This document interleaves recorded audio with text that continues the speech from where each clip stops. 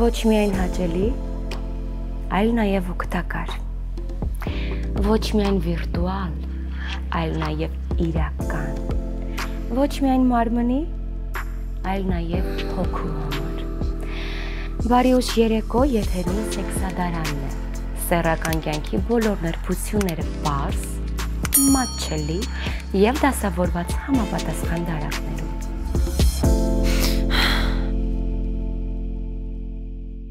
Եթե ձեր սեռական կյանքում քաոս է, հոգ չէ։ Ժամանակն է ամեն ինչ իր տեղը դնելու և չքննարկվածը պարզելու։ Խոսելու ենք այս անգամ, թե երբ պետք է վերսկսվի սեռական կյանքը ծննդաբերությունից հետո։ Սովորաբար հետծննդաբերական շրջանում շատերի մոտ իհարկե առաջանում է հարց, երբ կարելի է ապրել սեռական կյանքով, երբ չի կարելի, որոնք են այն ցուցումները, որոնց պետք է հետևել, եւ իհարկե այս պարագայում առաջին հերթին պետք է հաշվի առնել, եթե չկան հակացուցումներ, հետծննդաբերական շրջանում առաջացած բարդություններ, ապա սեռական կյանքը կարելի է սկսել ծննդաբերությունից մոտավորապես 2 ամիս անց։ Որպես կանոն, իհարկե, սա անհատական բնույթ է կրում, հաշվի առնելով այն հանգամանքը, որ զույգը կարող է եւ հետծննդաբերական շրջանում որոշ խնդիրներ ունենալ, մասնավորապես կապված երեխայի խնամքի հետ, հետեւաբար մոտեցումը խիստ անհատական է։ Բացի այդ, եթե հղիությունը ընթացել է առանց խնդիրների եւ կինը ծննդաբերել է ինքնուրույն, ապա այս դեպքում հակացուցումների բացակայության պարագայում սեռական կյանքը արդեն վերսկսվում է ելնելով անհատական նախասիրություններից, մասնավորապես եթե կնոջ մոտ վերականգնվել է սեռական ցանկությունը։ Շատ դեպքերում ինչու է հետծննդաբերական շրջանը առանձնանում, քանի որ հենց ծննդաբերությունից հետո վրա են հասնում բազմաթիվ խնդիրներ, որոնք իհարկե նվազեցնում են սեռական ցանկությունը։ Եթե հղիության ընթացքում եղել են խնդիրներ, կինը ծննդաբերել է բարդություններով, մասնավորապես կան տարբեր տեսակի պատրվածքներ, որոնց վրա դրվել են կարեր, բնականաբար այս պարագայում սեռական կյանքը ավելի ուշ է վերսկսվում, քանի որ հարաբերությունների ժամանակ կարող է նկատվել ցավ։ Մոտավորապես այս պարագայում մոտ 3-ից 4 ամիս հետո։ Հետծննդաբերական շրջանում, որպես կանոն, սկսում են նկատվել առաջին հերթին տրամադրության տատանումները, սեռական ցանկության նվազումը եւ դրանով պայմանավորված նաեւ ցավը սեռական հարաբերության ժամանակ։ Մասնավորապես խնդիրը ավելի ակնառու է, երբ զույգը սկսում է շուտ սեռական կյանքով ապրել, քան նախատեսված է կամ ցուցված է, եւ կնոջ օրգանիզմը ֆիզիոլոգիապես եւ հոգեպես դեռ պատրաստ չէ սեռական հարաբերություններ ունենալուն։ Այդ առումով առաջին հերթին իհարկե նկատվում է ցավ պայմանավորված հեշտոցային չորությամբ, որի հիմքում էլ ընկած է էստրոգենային դեֆիցիտը։ Ինչու՞։ Կրծքով կերակրող կնոջ մոտ նկատվում է էստրոգենային հորմոնի նվազում, որի արդյունքում հեշտոցը բավականին չոր է լինում, լյուբրիկացիա չկա եւ իհարկե նկատվում է ցավ հարաբերության ժամանակ։ Մյուսը տրամադրության տատանումներն են, որը հաճախ նույնպես նկատելի է դառնում եւ այս հանգամանքով պայմանավորված շատ կանայք սկսում են խուսափել հարաբերություններից։ Իհարկե չպետք է մոռանանք նաև մարմնի կազմվածքի մասին, շատ կանայք հետծննդաբերական շրջանում խուսափում են սեռական հարաբերություններից, ելնելով այն հանգամանքից, որ մարմինը այն չէ, առաջվանը չէ, քաշ են հավաքել եւ այդ կոմպլեքսը իհարկե իրենց հետ է պահում սեռական հարաբերություններից։ Կա մի հարց, որի մասին քիչ է խոսվում կամ չի խոսվում, խոսքը կրծքով կերակրող մայրերի մասին է, որոնց պարագայում տղամարդը սկսում է խուսափել սեռական հարաբերություններից, քանի որ մի քանի անգամ ականատես լինելով այդ տեսարանին, թե մայրը ինչպես է կերակրում երեխային, տղամարդու մոտ սեռական ցանկությունը սկսում է նվազել եւ ինքը սկսում է խուսափել հարաբերություններից։ Դա մի կողմից, մյուս կողմից կրծքով կերակրող կնոջ օրգանիզմը սպეციფიկ հոտ է արտազատում, որը ունի բարերար անդորաբեր ազդեցություն, դա հենց դրա համար էլ նախատեսված է, որ երեխան գտնվի հանգիստ վիճակում, բայց այդ ազդեցությունը նաև իհարկե նվազեցնում է տղամարդու սեռական ակտիվությունը եւ դրանով պայմանավորված հետծննդաբերական շրջանում նկատվում է տղամարդկանց սեռական պասիվություն, որը ժամանակի ընթացքում իհարկե վերականգնվում է։ Իհարկե նաև պատճառներից է ցավը կրծքերում, որը նույնպես բերում է սեռական պասիվության, քանի որ կրծքող կերակրող մայրերը հաճախ նշում են ցավ կրծքերում պայմանավորված կաթնարտադրությամբ եւ կրծքով կերակրմամբ։ Եվ այս պարագայում կրծքերը դառնում են չափազանց զգայուն, հատկապես հարպատկային հատվածը, որը բերում է նույնպես սեռական ցանկության նվազման։ Ընդհանրապես ընդունված է համարել, որ քանի դեռ նորաթուխ մայրիկը կրծքով կերակրում է, նրա մոտ սեռական ցանկությունը նվազում է, քանի որ կրծքով կերակրման ժամանակ բարձր է մի հորմոնի մակարդակ, որը կոչվում է պրոլակտին, եւ այդ պարագայում նվազում է սեռական ցանկության հորմոնը, խոսքը տեստոստերոնի մասին է։ Պետք է նշեմ, որ այս տեսակի խնդիրներ ունենում են ոչ միայն սովորական ճանապարհով ծննդաբերած կանայք, այլ նաև կեսարյան հատմամբ ծննդաբերածները։ Եվ այս դեպքում գումարվում է նաև հետծննդաբերական շրջանը իր բոլոր բարդություններով, որը պահանջում է հատուկ մոտեցում։ Նախ իհարկե այստեղ անելիք ունեն ամուսինները։ Պարտադիր իհարկե պետք է նկատի ունենալ, որ հետծննդաբերական շրջանում կինը կարիք ունի յուրահատուկ ուշադրության, քանի որ որպես կանոն ամբողջ ուշադրությունը սևեռվում է մանկիկի վրա եւ կինը մի տեսակ իրեն լքված է զգում, իսկ այս վիճակի շարունակական ընթացքը կարող է լուրջ խնդիրների հանգեցնել եւ պատճառ դառնալ հետագայում սեռական հարաբերություններից նույնպես հրաժարվելու։ Բացի այդ, հետծննդաբերական շրջանը կարևոր է նաև նրանով, որ զույգը ուշադրություն դարձնի վիճակը կարգավորելու հարցում, մասնավորապես բժիշկները խորհուրդ են տալիս այս պարագայում կիրառել հատուկ վարժություններ, որոնք ժամանակի ընթացքում կարգավորում են հեշտոցի եւ ոչ միայն հեշտոցի սեռական օրգանների տոնուսը։ Վարժությունները իհարկե շատ են, բայց որպես կանոն խորհուրդ է տրվում օգտագործել կեգելի վարժություններից նրանք, որոնք շուտ վերականգնում են տոնուսը, մասնավորապես այն դեպքերում, երբ լայնացել է հեշտոցամուտքը եւ խնդիր է դառնում հարաբերություններ ունենալու համար, առավել ևս այն դեպքում, երբ կինը դա նշում է հենց իր գանգատներում, որովհետև հետծննդաբերական շրջանում պատճառներից մեկը, որը անհանգստության առիթ է տալիս, դա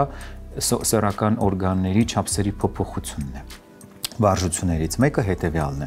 Կինը կարող է լարել բոլոր մկանները, խոսքը ազդրերի, որովայնի ստորադիր հատվածի, հեշտոցամուտքի մկանների մասին է, որից հետո կարող է նրանք թուլացնել։ Նրանք կարող են կրկնել մի քանի անգամ, այսինքն լարել, թուլացնել, դրանով իսկ մարզելով սեռական օրգանների մկանները։ Մյուս տարբերակը վարժության միզարձակման ժամանակ կարող է պարբերաբար բաց թողնել կամ լարել մկանները, խոսքը հենց միզարձակման process-ի մասին է, որի արդյունքում մի քանի անգամ կրկնելով այս վարժությունը կարող է ամրապնդել կոնքի մկանները։ Կամ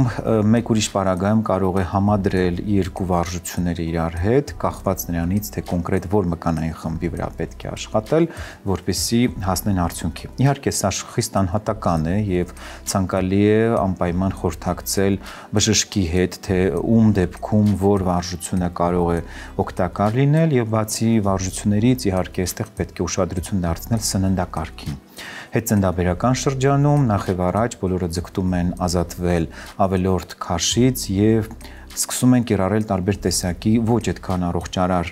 դիետաներ, որի արդյունքում իհարկե գուցեև շատ արագ քաշը նվազի, բայց կարող են ձեռք բերել հետո մի շարք խնդիրներ, մասնավորապես կապված վիտամինային պակասի, միներալների պակասի հետ, որը նույնպես կարող է բերել սեռական ցանկության եւ ոչ միայն ցանկության նվազման։ Այդ իսկ պատճառով ցանկալի է ավելացնել ֆիզիկական ակտիվությունը, ավելորդ քաշից ձերբազատվելու համար եւ սննդակարգում ներառել վիտամիններ, քանի որ հետծննդաբերական շրջանը չափազանց պատասխանատու շրջան է։ Երեխայի խնամք, անկում գիշերները բնականաբար պահանջում են էներգիայի հավելյալ պաշար եւ դրան գումարած իհարկե ամուսնու մասնակցությունը ու ջերմությունը։ Հետծնդաբերական շրջանում առանձնահատուկ տեղ է զբաղեցնում այսպես կոչված հետծնդաբերական դեպրեսիան, որը կարող է եւ մնալ, եթե ժամանակին դրան ուշադրություն չդարձնեն եւ այն կարող է հետագայում բերել ավելի ուրիշ խնդիրների, ընդհանուր նույնիսկ ինքնասպանության փորձերի կամ նմանատիպ մտքերի։ Վիճակ է, որը վեր է ածվում արդեն հիվանդության, դեպրեսիան հիվանդություն է, որի պատճառը գալիս է անտեսված լինելը։ Շատ է հանդիպում, առավել եւս երբ առաջնեկն է ծնվում եւ մայրը իրեն բավականին միայնակ է զգում։ Նախ պիտի նշեմ, որ հետծնաբերական շրջանում նորաթուխ մայրիկները շատ խոցելի են, շատ զգայուն են եւ սա պիտի հաշվի առնեն տան բոլոր անդամները, հասկանալով, որ հենց նաև հավասարաչափ ուշադրության կարիք ունի նաև նորաթուխ մայրիկը, որքան էլ որ բալիկը, այդքան էլ եւ նորաթուխ մայրիկը։ Եվ այստեղ անելիք ունի իհարկե ամուսինը, հասկանալով, որ պետք է ուշադրությունը պակաս չլինի, քան հղիության ընթացքում, գուցեև ավելի, ջերմության, հոգատարության, շփվելու, խոսելու, զրուցելու, որոնք որ մնում են ստվերում, եւ նորաթուխ մայրիկը իրեն լքված է զգում կամ անտեսված, ինչի արդյունքում ստեղծվում է պատճառ, որ կինը հայտնվի դեպրեսիվ վիճակում։ Վիճակը դեռ հիվանդություն չի, խնդիրը կարող է բարդանալ, եթե ժամանակին այդ ամենին պատշաճ ուշադրություն չդարձվի։ Շատ կարևոր է նաև տան անդամների վերաբերմունքը այս հարցում, որովհետև նորաթուխ մայրիկը պետք է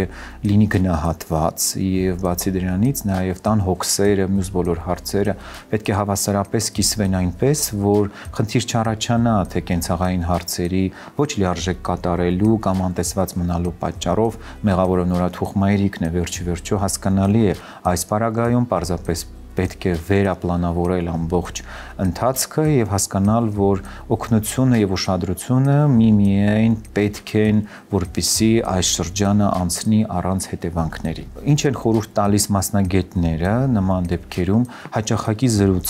հաճախակի զրուցել, քննարկել խնդիրները, վերհանել բոլոր հուզող հարցերը, որոնք մնում են անտեսված եւ իհարկե հնարավորության դեպքում դուրս գալ զբոսանքի, խնդրել տան անդամներից որևէ մեկին, որ թեկուզ եւ մի քանի ժամով երեխային հետևեն, որպեսզի իրենք հնարավորություն ունենան իրար հետ շփվելու, որովհետեւ կինը երկար ժամանակ զրկված լինելով ամուսնու հետ լիարժեք շփումից, նույնպես իհարկե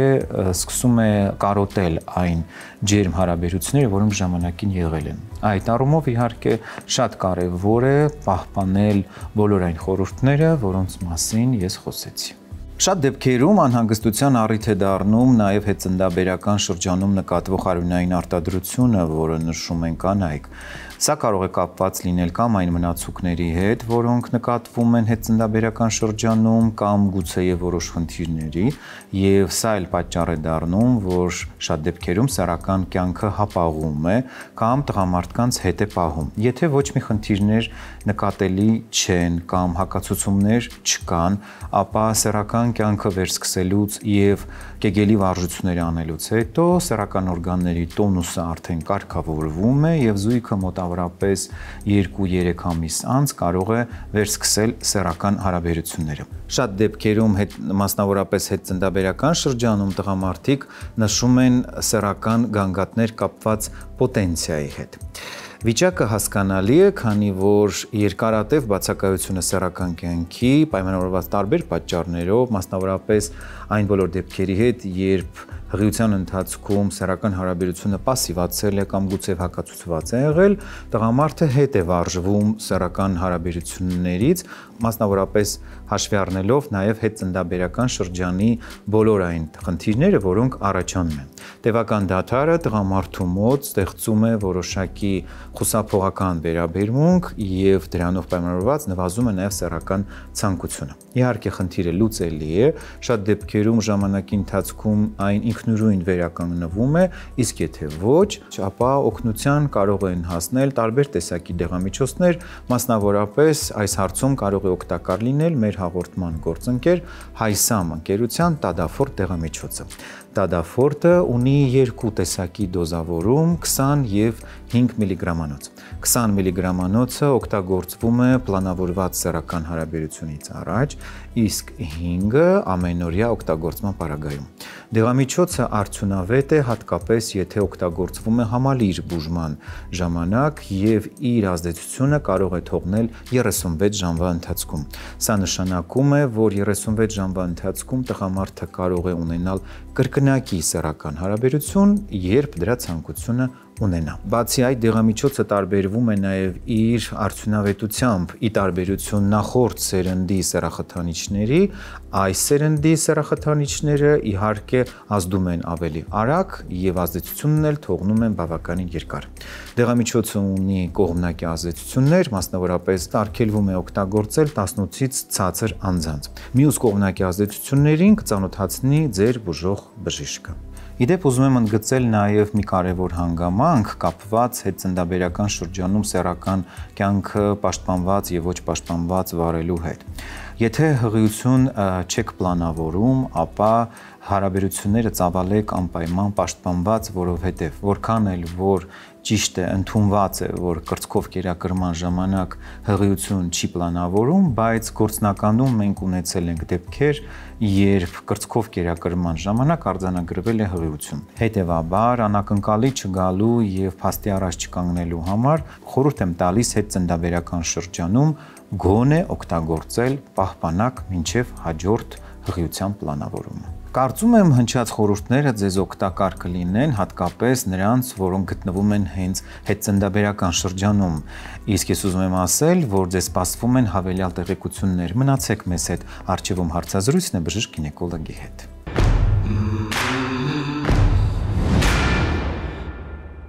Սեքսի հետ կապված թեմաները առնչվում են ոչ միայն սեքսոլոգներին, այլ նաև հարակից ոլորտների մասնագետներին։ Այսօր մեր հյուրը մանկաբարձ, գինեկոլոգ Հասմիկ Բարեղամյանն է։ Մենք խոսելու ենք այն մասին, թե ինչպիսին է սեռական կյանքը ծննդաբերությունից հետո։ Բարի ուշ երեկո։ Բարև ձեզ, Լիա ջան։ Շնորհակալ եմ, որ հյուրընկալվել եք մեր տաղավար։ Ես եւս շատ շնորհակալ եմ, հաճույքով եկել եմ։ Խոսելու ենք հետաքրքիր, անհրաժեշտ, նաև շատ կարևոր թեմայից։ Անգամ ամենաներդաշնակ զույգի սեռական կյանքը կարող է գլխի վայր շրջվել ծննդաբերությունից հետո։ Ինչ դրսևորումներ կարող են լինել եւ որոնք են համարվում կնոջ օրգանիզմի բնական ռեակցիաները։ Ծննդաբերությունը ինքնին փորձություն է կնոջ օրգանիզմի համար։ Դա պայմանավորված է նրանով, որ ամբողջ հղիության ընթացքում տեղի ունենում կնոջ օրգանիզմում հորմոնալ վերակառուցում եւ ծննդաբերությունից հետո հորմոնալ վերակառուցումը շարունակվում է այն առումով, որ սկսում են հետ զարգանալ, ինվոլյուցիա ենթարկվել այն բոլոր համակարգերը, որոնք որ մեծացել էին եւ ֆունկցիոնալ առումով կատարում էին կրկնակի անգամ ավելի մեծ դեր, միայն պահպանվում է կաթնագեղձերի ֆունկցիան ամբողջ հետընտանեկան շրջանում, մնացած օրգան համակարգերը ինվոլյուցիա են ենթարկում, այդ թվում արգանդը, փոքր կոնքի օրգանները։ Ծննդաբերությունից հետո սկսվում է հետընտանեկան շրջանը։ Հետընտանեկան շրջանը ժամանակահատված է, որը սկսվում է ընկերքի ծնվելուց հետո եւ պահպանվում ամբողջ 6-ից 8 շաբաթվա ընթացքում։ Տարբերում ենք ծննդաբերությունից հետո առաջի 24 ժամը, այնուհետև վաղ հետընտանեկան շրջան, դա մինչև 7 օրն է եւ ուշ հետընտանեկան շրջան 6-ից 8 շաբաթներ, այս ամբողջ հետընտանեկան շրջանում տեղի ունենում օրգան համակարգերի վերակառուցում կնոջ օրգանիզմում։ Այս պարագայում սեռական կյանքով չենք թույլատրում ապրել։ Ինչու՞, որովհետև այն հատվածը, որտեղ ամրացված է պլացենտան, որը կատարում է կարևորագույն ֆունկցիա զարգացող պտղի համար, այս պլացենտայի դուրս գալուց հետո արգանդում առաջանում է վերքային մակերես, այսինքն պլացենտար հարթակի տեղ առաջանում է վերքային մակերես, որը եթե համեմատական անցկացնենք արգանդի լորձաթաղանթի էպիթելիզացիային, որը ավարտվում է առաջին օրերին, ապա պլացենտար հարթակի էպիթելիզացիան ավարտվում է ավելի ուշ, 6-ից 8 շաբաթվա ընթացքում, հետևաբար այս էպիթելիզացիայի պրոցեսները կարող են խաթարվել, եթե հետընտանեկան շրջանում կինը ապրի սեռական կյանքով, այսինքն վերքային մակերեսը կարող է հանդիսանալ մուտքի դուռ այս կամ այն տեսակի ինֆեկցիաների, մասնավորապես երբ զուգընկերը ունի այս կամ այն սեռական ճանապարհով փոխանցվող ինֆեկցիան, հետևաբար շատ հեշտությամբ կարող է պլացենտար հարթակով ինֆեկցիան անցնել դեպի արգանդի ավելի խորը շերտեր, այնուհետև կնոջ արյան համակարգ եւ դրսևորվել սեպսիսով, բակտերիալ շոկի զարգացումով։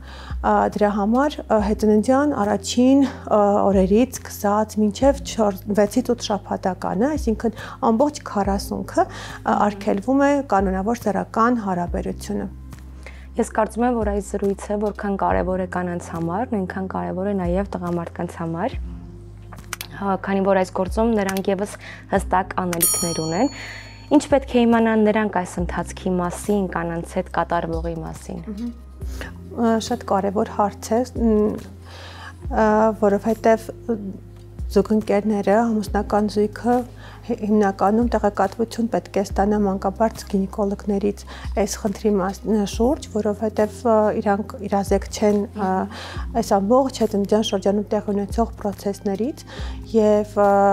շատ կարևոր է նաեւ այն հանգամանքը, որ տղամարդը գիտակցի, որ ծննդաբերությունը կնոջ համար ծանր ֆիզիկական աշխատանք է եւ հետընտյան շրջանը անհրաժեշտ է կնոջ եւ ֆիզիկական եւ մտավոր հանգստության համար, որի ընթացքում օրգան համակարգերի ինվոլյուցիվ պրոցեսներ են տեղի ունենում, այսինքն օրգան համակարգերը վերադառնում են իրենց նախնական դիրքին, նախնական չափերին եւ նախնական ֆունկցիային, որը որ նախքան հղիությունն էր, հետեւաբար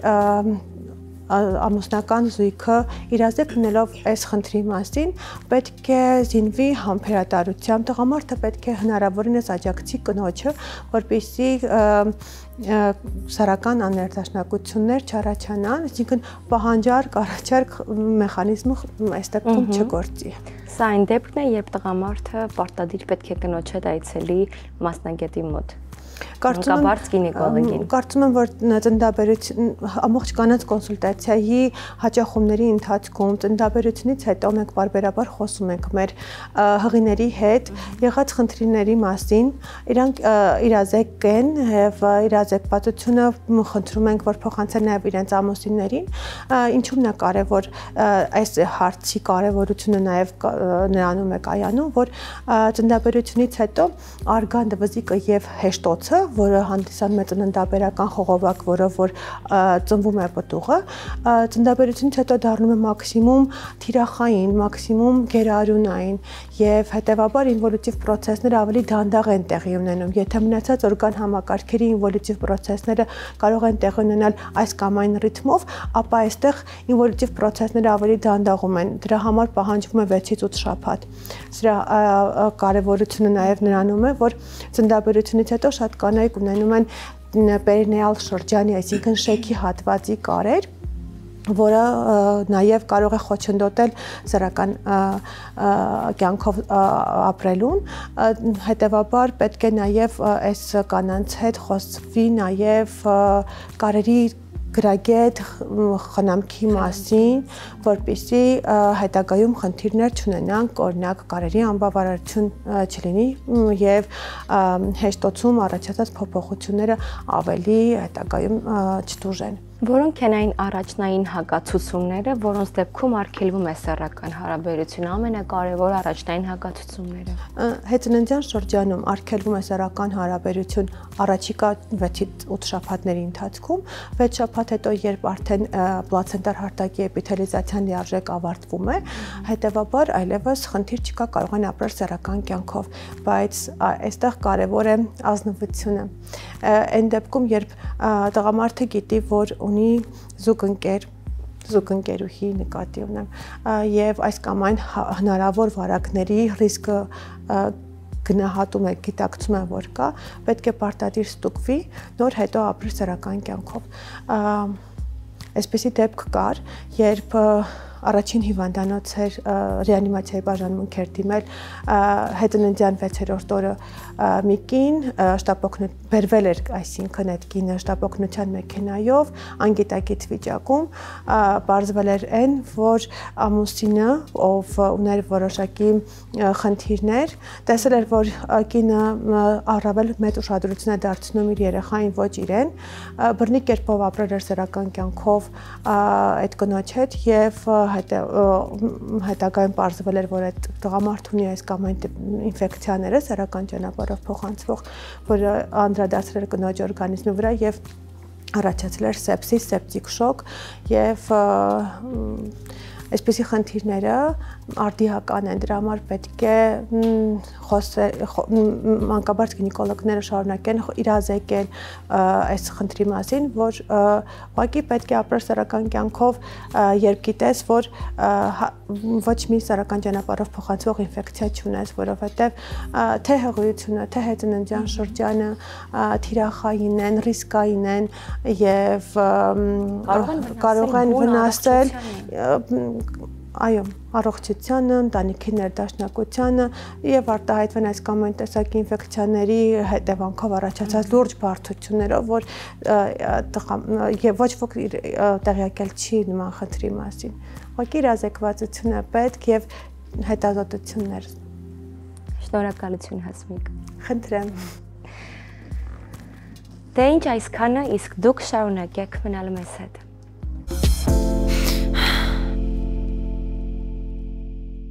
Սեռական այբուբեն խորագրի ներքո ես պատասխանում եմ բոլոր այն հարցերին, որոնք դուք ուղարկում եք մեզ։ Շնորհակալություն մեզ հետևելու եւ վստահելու համար։ Մեզ համար անչափ կարեւոր է ձեր վերաբերմունքը։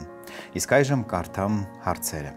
Շաքար ունեցող տղամարդու մոտ կարող է լինել խնդիր կապված շուտ հանգստանալու հետ եւ դրան բուժում կա, թե ոչ։ Ինչպես եւ մնացած դեպքերում, այս անգամ եւս կհորդորեմ ու խնդրեմ մեր հարցատուներին հարցերը գրելիս անպայման նշել տարիքը եւ զուգակցող հիվանդությունները։ Շաքարային դիաբետը ժամանակի ընթացքում իհարկե ունենում է բացասական ազդեցություն եւ սեռական եւ վերարտադրողական առողջության վրա եւ հաշվի առնելով գանգատը, մասնավորապես շուտ հանգստանալը, իսկ մասնագիտական տերմինաբանությամբ դա կոչվում է վաղաժամ սերմնաժայթքում, պետք է ասել, որ դա հաճախ նկատվող խնդիր է, երբ շաքարային դիաբետը կոմպենսացված չէ։ Բանն այն է, որ շաքարային դիաբետի ժամանակ, երբ այն չի ենթարկվում կարգավորման, սեռական հորմոնները իհարկե սկսում են այս դեպքում տուժել, խանգարվել եւ տղամարդու մոտ սկսում են ի հայտ գալ տարբեր տեսակի սեռական խնդիրներ։ Դրանցից մեկը հենց վաղաժամ սերմնաժայթքումն է, որը ժամանակի ընթացքում սկսում է ավելի սրվել, այսինքն տղամարդը նկատում է, որ ակտը գնալով սկսում է կարճանալ։ Դրան է գումարվում նաև սեռական թուլությունը, որովհետև շաքարային դիաբետի ժամանակ, խոսքը բարդությունների մասին է, նկատվում են նեյրոանգիոպաթիաներ, այսինքն նյարդային եւ անոթային ախտահարումներ, որի արդյունքում տուժում է իմպուլսի փոխանցումը սեռական օրգաններին, խոսքը նյարդային իմպուլսի մասին է, նյարդային ազդակները դանդաղ են փոխանցվում եւ փաստորեն տղամարդը լիարժեք չի ստանում անհրաժեշտ նյարդային իմպուլսներ, որպեսզի լիարժեք գրգռվի։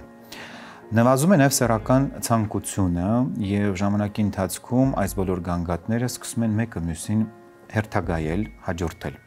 Եթե տղամարդը չի ստանում համապատասխան բուժում էնդոկրինոլոգի կողմից նշանակված, խնդիրները այսճանաբար ավելի կարող են խորանալ եւ նույնիսկ նկատվում է արդեն սեռական ցանկության իսպառ կորուստ։ Խնդիրը լուծելի է, մենք բազմաթիվ պացիենտներ ունենք, ովքեր ունեն շաքարային դիաբետ, բայց հետևելով իհարկե շաքարի մակարդակին, գլյուկոզայի մակարդակին եւ ոչ միայն կարողանում են ապրել նորմալ սեռական կյանքով։ Ինչ է պետք անել այս պարագայում։ Իհարկե առաջին հերթին կարգավորել շաքարի եւ ոչ միայն շաքարի մակարդակը, ուշադրություն դարձնել մյուս ցուցիչների վրա եւս։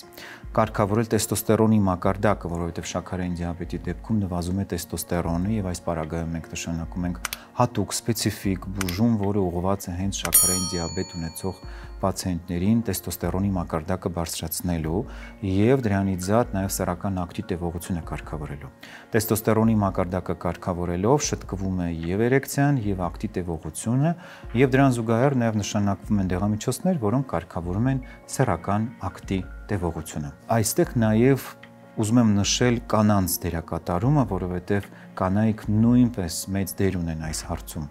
Սիրելի կանայք, հոգատար եղեք ձեր ամուսինների նկատմամբ, որովհետև շաքարային դիաբետի պարագայում տղամարդկանց ինքնագնահատականը շատ դեպքերում նվազում է, նրանք իրենց զգում են ոչ լիարժեք, եւ այս դեպքում իհարկե կնոջ օգնությունը, մասնավորապես ոգևորումը, շատ բանում կարող է օգտակար լինել, մասնավորապես ժամանակին բժշկին դիմելու եւ խնդիրները լուծելու։